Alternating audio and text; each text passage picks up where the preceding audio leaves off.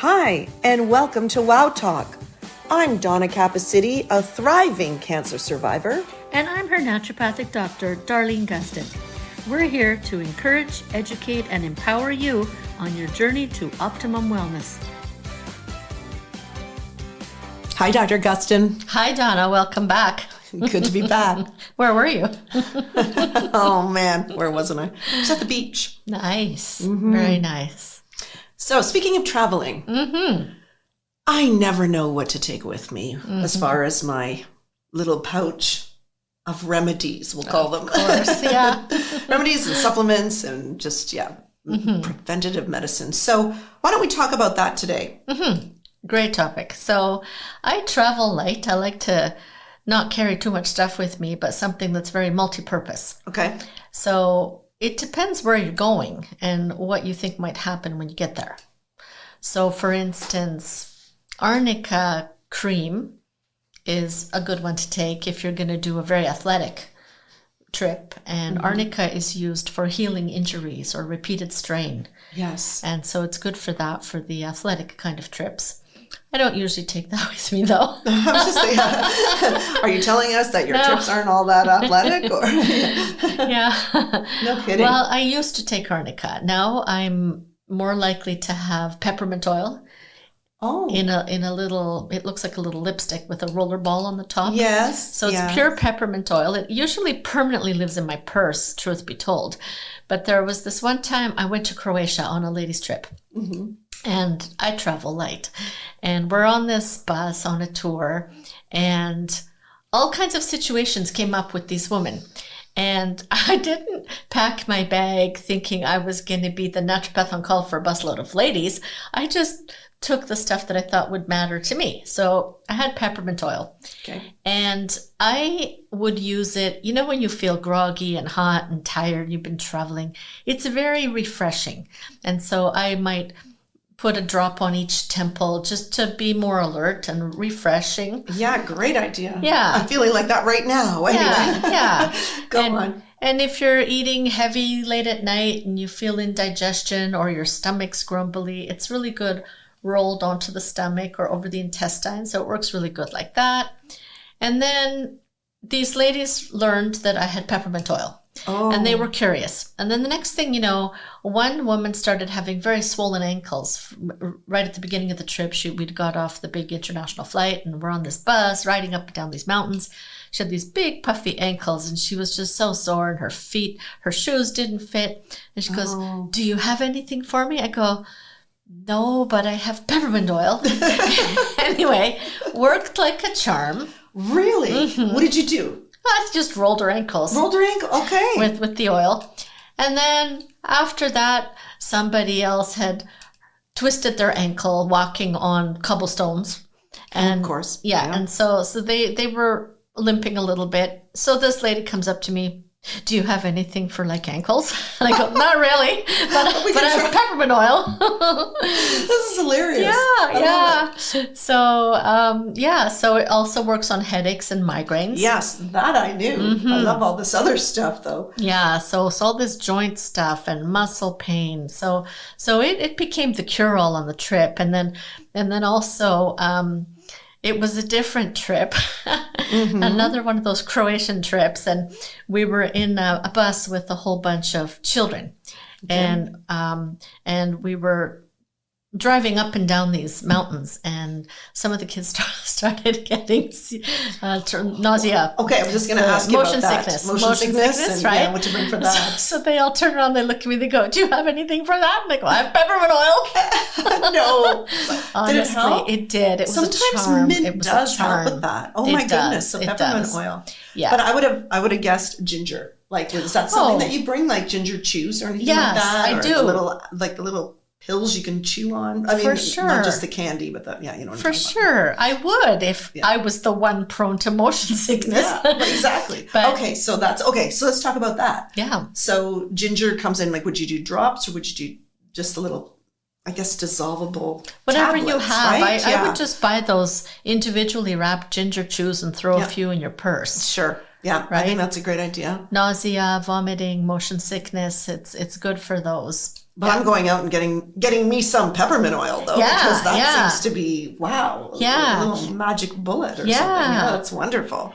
Yeah, so, and in the COVID masking days, too, when I used to have to wear the mask all day, I thought I was going to die just from the mask. I'd be inhaling all the fibers from the mask, and I'd be hot underneath. And so I discovered that I could just put peppermint oil on the mask.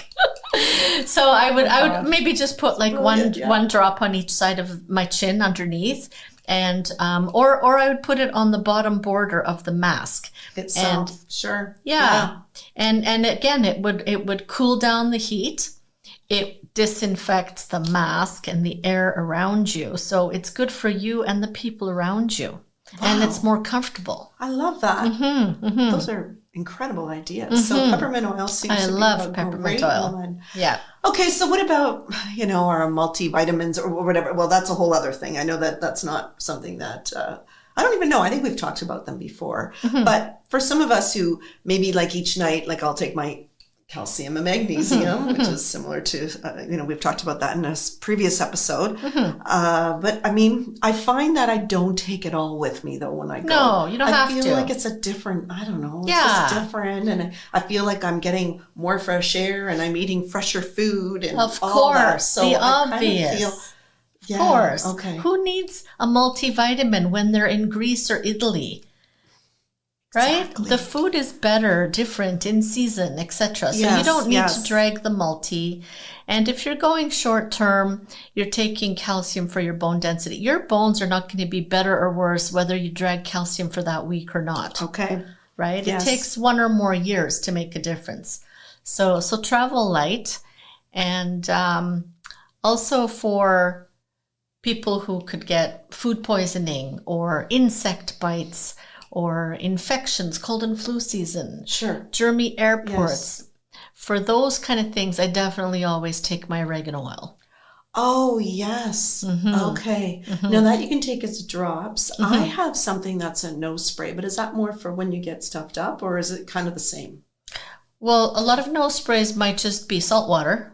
Okay, well, one I have is called Sinew Orego or something. Or I think it's an oregano one as opposed to, I don't even know where I got it, to be honest. Well, you can also overdo it. Okay. Right? So over using oregano oil and over inhaling it's very strong. Okay. So you have to use with caution. But it is, if taken orally, it's more than an antibiotic. Yes. Yeah. Antibiotics only kill bacteria. But oregano oil is antimicrobial, so it has antiviral, antifungal, antibacterial, antiparasite properties. It doesn't kill every microbe on the planet, but it kills a variety of bugs in every category. Okay, that's a great one. Now, I know we talked about arnica, which is good for certain like injuries and things. First aid in general, would that be the only one you think of? Or arnica is usually in a first aid kit. Yeah. Anything else that you would suggest? Well, back to other applications of oregano oil. Oh, okay. If there's sinus symptoms, then I will put a drop of that into a cup of hot water, close my mouth, and inhale the steam. Okay. Maybe just once. You don't have to do it often. You don't want that hot oregano steam way up in your sinuses. Just enough, right? Okay. And it can also be applied topically. So if you have some weird rash, some weird bug bit you, some unknown wild dog bites you, you can use oregano oil around the open area. You can't put it on an open cut. And that's about all I travel with. But I would have different recommendations for people. Like if someone is over the age of 50 and they're going on a tour in France of all the best chefs. Yes. And they're going to have these awesome wonderful dinners at 8:00 every night. Yes. They might need enzymes on that trip. Okay. Yeah. Good point. Digestive enzymes. Some people travel with probiotics. Yes, I was going to ask about that. Okay. And you could get the good ones, well, any ones, I guess, but sorry, what I'm trying to say is you don't have to worry about refrigerating them if they are a good one. Certain ones. Yes, So, certain ones, so there yes. are good ones in the fridge and good ones not in the fridge. Okay, So that's what I'm just as getting long at. as you buy the one that was made to be not requiring okay. refrigeration. So that would be someone who's more vulnerable in their intestinal health. Okay. And probiotics are...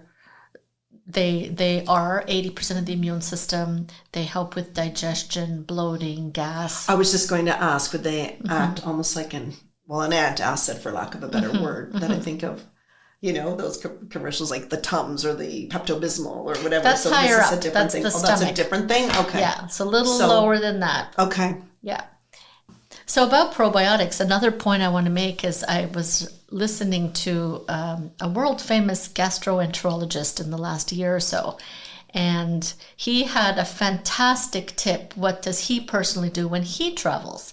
And he said that when he goes somewhere, the more far away from home he goes, the more he asks to eat the local yogurt. So, brilliant idea. strategy. Yeah, Yes. yeah. So you'll have the local probiotics that help you deal with the local food. That is so smart. Great strategy. Yeah. And culturally too, a lot of the times the traditional recipes of the location where you're going to will naturally have the proper herbs and spices to kill the kind of parasites that live there. Yeah. So eat Okay. the spicy food in India, eat the spicy food in Mexico, and then eat the yogurt. And then eat the yogurt. Oh, that's so great. Yeah, yeah. Great advice. Is there anything else we should think about when we're traveling as far as our little kit goes? That's my short list. Okay. Definitely. I think that's good, especially if we want to travel light. Yeah, we're light All right. travelers. Yes. Yeah. We Most need of the room time. for all the shoes. That's I know. It's all about the shoes. They're right? heavy. That seems to, I know. Shoes are heavy. I know. That seems to be the one I struggle with the most. I never want to take too many because they're heavy. Yeah. But then you need a pair that goes with everything. So Yeah, it's kind of hard. definitely. And the walking ones. Yes. Yes. Anyway. Definitely. All right. Well, thank you very much. Thanks for listening. Bye for now. Bye.